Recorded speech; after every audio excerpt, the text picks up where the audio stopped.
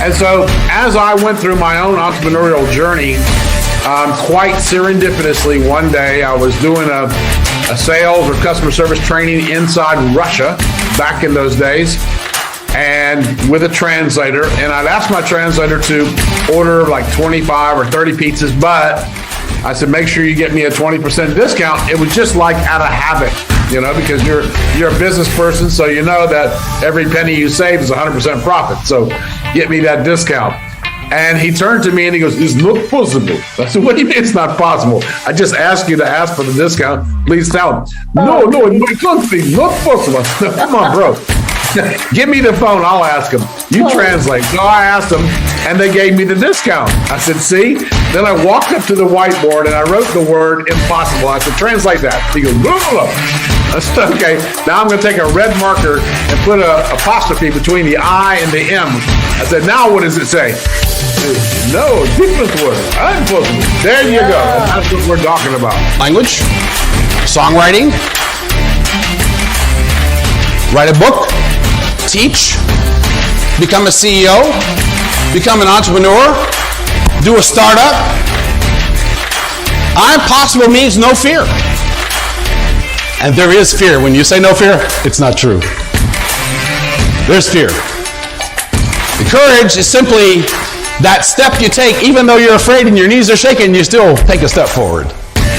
That's the only difference. Now, somebody asked me, said, well, you know, when you hit your big number years and years ago, financially, were you happy? I was miserable. I didn't know why. After 2-3 months, you know, I climbed the big mountain.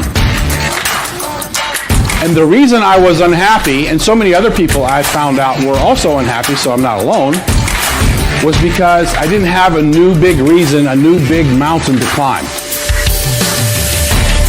So if you think that you're done, you are. Get it going, get it going, get it going. Watch this.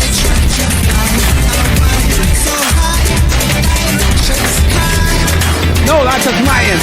You grab somewhere else. One hand on the rope.